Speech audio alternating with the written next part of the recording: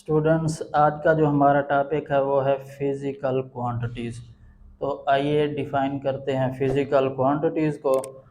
All the measurable quantities are called physical quantities. ऐसी quantities, ऐसी मिकदारें जिनकी पैमाइश की जा सकती हो, जिनको मेजर किया जा सकता हो, उनको हम बोलते हैं फिज़िकल क्वांटिटीज़। तो इनकी एग्जांपल हैं, जैसे मैस हो गया, किसी भी चीज़ का मैस मालूम किया जा सकता है तो इसको हम बोलेंगे ये फिज़िकल क्वांटिटी है। इसी तरह कोई ऑब्जेक्ट लें, उसकी लेंथ भी मेजर की जा सकती है, तो लेंथ हो गई फिज़िकल क्वांटिटी। इसी तरह टाइम और स्पीड, ये भी हैं फिज़िकल क्वांटिटीज़, क्योंकि इनको हम मेजर कर सकते हैं। तो जो भी क्वांटिटी मेजर हो सकती है वो होगी फिज़िकल क्वांटिटीज़। तो ऐसी कौन सी फिर क्वांटिटीज़ हैं जिनको हम मेजर नहीं कर सकते? जैसे मोहब्बत हो गई, नफ़रत हो गई, गुस्सा हो गया, तो इनको हम मेजर नहीं कर सकते, तो हम बोलेंगे ये फिज़िकल क्वांटिटीज़ नहीं है। जैसे अगर हम किसी से मोहब्बत करते हैं तो कितनी करते हैं, मेजर नहीं हो सकती। अगर किसी पर गुस्सा करते हैं तो कितना करते हैं, मेजर नहीं हो सकता। इसी तरह किसी पे नफ़रत करते हैं, कितनी करते हैं, ये भी मेजर नहीं हो सकती। जो फीलिंग्स हैं उनको मेजर नहीं किया जा सकता, इसलिए हम कहते हैं ये फिजिकल क्वांटिटीज नहीं है। तो फर्स्ट जो पैराग्राफ है बुक का, उसमें लिखा है foundation of physics rests upon the physical quantities. जो फिजिक्स की फाउंडेशन है, बुनियाद है, वो डिपेंड करती है फिजिकल क्वांटिटीज के ऊपर। इसलिए फिजिकल क्वांटिटीज को अकोरेट मेजर करना बहुत ज़रूरी है, क्योंकि जितनी फिजिकल क्वांटिटीज़ अच्छी मेजर हम करेंगे, उतनी ही फिज़िक्स की जो फाउंडेशन है, बुनियाद है, वो उतनी ज़्यादा अच्छी होगी। क्योंकि फिज़िक्स के अंदर जितने भी फार्मूलाज यूज़ होते हैं, उनके अंदर फिजिकल क्वांटिटीज़ हैं। जैसे F is equal to M A, Newton second law है। तो इस फार्मूला के अंदर भी यूज होती हैं फिजिकल क्वांटिटीज। फोर्स है, मेजर हो सकती है, फिजिकल क्वांटिटी है। मास है, मेजर हो सकता है, फिजिकल क्वांटिटी है। और एक्सेलरेशन है, ये भी मेजर हो सकता है, तो ये भी हो जाएगी फिजिकल क्वांटिटी। तो आप जितने भी फार्मूले देखेंगे तो उनमें आपको नजर आएंगी फिजिकल क्वांटिटीज। तो इन क्वांटिटीज को हम जितना अच्छा मेजर करेंगे, उतना अच्छा हमारा फार्मूला होगा और उतनी ही अच्छी फिजिक्स की फाउंडेशन होगी, बुनियाद होगी। तो इसीलिए ज़रूरी है कि फिजिकल क्वांटिटीज़ को बहुत ही अकोरेटली मेजर किया जाए।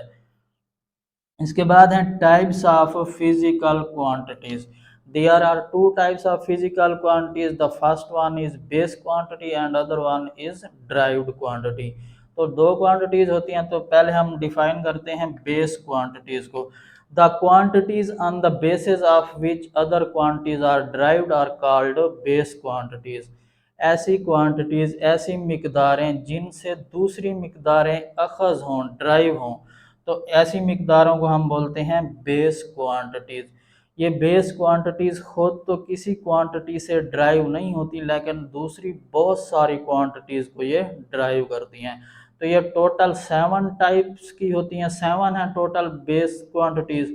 तो ये एमसीक्यूज भी पूछा जाता है कि बेस क्वांटिटीज़ की टोटल तादाद कितनी है, तो ये 7 होती है। तो टेबल 1.1 के अंदर देख सकते हैं आप, इनकी टोटल तादाद जो है वो 7 है। जैसे लेंथ हो गई, लेंथ जो है वो बेस क्वांटिटी है, मैस भी बेस क्वांटिटी है, टेम्परेचर भी, electric current, intensity of light, इसी तरह टोटल 7 किस्म की होती हैं। तो वो आप टेबल 1.1 से देख सकते हैं। ड्राइव्ड क्वांटिटीज, तो सेकंड टाइप है derived quantity. The quantities which are derived from the base quantities. ऐसी क्वांटिटीज जो बेस क्वांटिटीज से ड्राइव होती हैं, यानी कि ये जो क्वांटिटीज हैं ड्राइव्ड क्वांटिटीज, ये बेस क्वांटिटीज से हमेशा ड्राइव होंगी। दो या दो से ज़्यादा जब बेस क्वांटिटीज को हम मिलाएंगे तो वो बन जाएगी ड्राइव्ड क्वांटिटी। जैसे एग्जांपल अगर हम लें, तो पहली एग्जांपल है स्पीड की। तो स्पीड बराबर होती है डिस्टेंस डिवाइडेड बाई टाइम। ये जो स्पीड है ये एक ड्राइव्ड क्वांटिटी है, क्योंकि ये ड्राइव हो रही है दो टाइप्स ऑफ बेस क्वांटिटी से। The one is distance and other is time. Distance और लेंथ दोनों एक ही चीज़ें होती हैं, और दूसरा है टाइम। तो दो बेस क्वांटिटीज को हमने मिलाया तो ये एक नई क्वांटिटी बनी, जिसे हम बोलते हैं स्पीड। इसी तरह अगर हम एक और एग्जांपल लें, तो वॉल्यूम। जो वॉल्यूम है ये भी एक ड्राइव्ड क्वांटिटी है। लेंथ ज़रब विड्थ ज़रब हाइट, तो ये लेंथ विड्थ और हाइट तीनों लेंथ ही होती हैं। तो लेंथ को जब हमने 3 बार मिलाया तो ये एक नई क्वांटिटी बनी जिसे हम नाम देते हैं वॉल्यूम का। इसी तरह बहुत सारी ड्राइव्ड क्वांटिटीज़ हैं। 7 बेस क्वांटिटीज़ के अलावा बाकी जितनी भी हैं वो सारी की सारी ड्राइव्ड क्वांटिटीज़ हैं। हम बेस क्वांटिटीज़ को मिलाते जाएंगे तो नई क्वांटिटीज़ बनती जाएंगी जिन्हें हम बोलते हैं ड्राइव्ड क्वांटिटीज़। उसके बाद है steps to measure the base quantity. अगर हमने बेस क्वांटिटी को मैयर करना हो तो उसके लिए कुछ स्टेप्स होते हैं। तो ये टोटल 2 तरह के स्टेप्स होते हैं बेस क्वांटिटी को मैयर करने के लिए। तो बेस को ही क्यों मैयर करते हैं, डायरेक्ट ड्राइव को क्यों नहीं करते? क्योंकि ड्राइव के अंदर बेस क्वांटिटीज यूज हो रही होती हैं। जब हम बेस क्वांटिटीज को मैयर करेंगे तो ड्राइव हमारे पास खुद ब खुद आ जाएगी। जैसे हमने स्पीड मैयर करनी हो, एक ड्राइव क्वांटिटी है, तो पहले हमें मैयर करना पड़ेगा डिस्टेंस, उसके बाद हमें मैयर करना पड़ेगा टाइम। तो ये दोनों बेस क्वांटिटीज हैं। बेस क्वांटिटी को जैसे ही हमने मैयर किया तो ये ड्राइव क्वांटिटी हमारे पास खुद ब खुद आ जाएगी। तो पहला जो स्टेप है वो है चॉइस ऑफ स्टैंडर्ड। तो अगर हमने बेस क्वांटिटी को मैयर करना है तो हमें स्टैंडर्ड की चॉइस करनी होगी। तो अगर आप लेंथ मैयर कर रहे हैं तो आपको मीटर रॉड चाहिए होगा। अगर आप किसी का जिस्म का मैस मालूम कर रहे हैं तो आपको केजी के अंदर जो भी स्टैंडर्ड हैं वो चाहिए होंगे। तो सबसे हमें पहले स्टैंडर्ड की चॉइस करनी है। तो आप मैस को आप मीटर रॉड से मैयर नहीं कर सकते और लेंथ को आप केजी में मैयर नहीं कर सकते। तो आपको पहले स्टैंडर्ड की चॉइस करनी होगी। उसके बाद एस्टैब्लिशमेंट ऑफ प्रोसीजर। उसके बाद फिर आपको प्रोसीजर करना है कि जो स्टैंडर्ड आपने यूज़ किया है उसको कैसे यूज़ करके हम मैथ निकाल सकते हैं या लेंथ निकाल सकते हैं। फॉर एग्जाम्पल फिर वैल्यू को कंपेयर कराया जाता है। फॉर एग्जाम्पल आप 1 किलोग्राम एप्पल को मैयर करना चाहते हैं, आपके पास एप्पल्स हैं और आप चाहते हैं कि 1 किलोग्राम मैयर करने हैं। तो सबसे पहले आप स्टैंडर्ड को चूज करेंगे। स्टैंडर्ड कौन सा होगा? 1 kg का स्टोन। तो आपको एक तराजू चाहिए होगा प्रोसीजर के लिए। तो तराजू के 2 हिस्से होते हैं, एक हिस्से के अंदर आप रखेंगे 1 kg का स्टोन और दूसरे हिस्से के ऊपर आप एप्पल रखना स्टार्ट हो जाएंगे। तो जैसे ही रखते जाएंगे एक वक्त आएगा दोनों हिस्से तराजू के बैलेंस हो जाएंगे। तो जैसे ही बैलेंस होंगे तो आप कहेंगे कि जो हमारे एप्पल हैं वो 1 kg हो चुके हैं, क्योंकि आप दोनों वैल्यूज को कंपेयर करा रहे हो, दोनों हिस्सों को कंपेयर करा रहे हो। जब दोनों हिस्से आपस में बराबर होते हैं तो हम बोलते हैं कि जो एप्पल हैं वो हमारे 1 kg हो चुके हैं। तो इस तरह हम प्रोसीजर करते हैं, दोनों वैल्यूज़ को कंपेयर कराते हैं, स्टैंडर्ड को और जो चीज़ हमने दूसरे हिस्से पे रखी है उसको।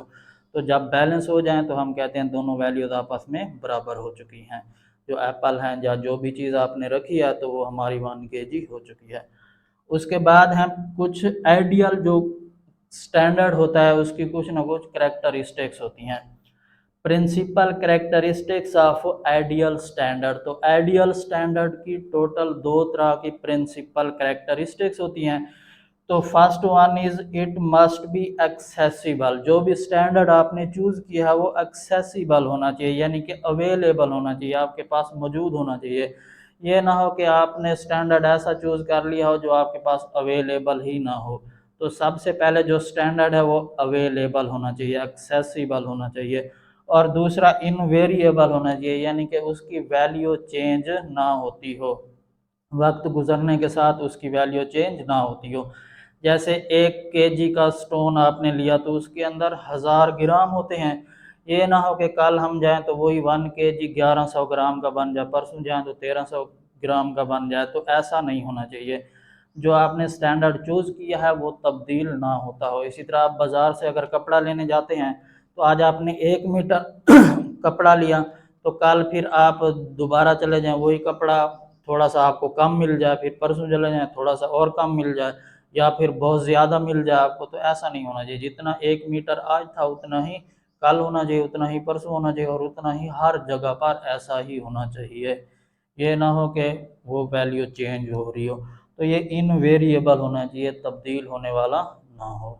तो ये था आज का लेक्चर। इसमें जो चीज़ें याद करने वाली हैं वह फिजिकल क्वांटिटीज़ की डेफिनेशन, बेस क्वांटिटीज़ और ड्राइव्ड क्वांटिटीज़, इनके एग्जांपल्स, और इनमें जो एमसीक्यूज पूछा जा सकता है कि बेस क्वांटिटीज़ कितनी होती हैं, कौन सी बेस क्वांटिटीज़ हैं, कौन सी ड्राइव्ड क्वांटिटीज़ हैं। तो बेस क्वांटिटीज़ आप 7 याद कर लेंगे, इसके अलावा बाकी जितनी भी हैं वो सारी की सारी हो जाएंगी ड्राइव्ड क्वांटिटीज़।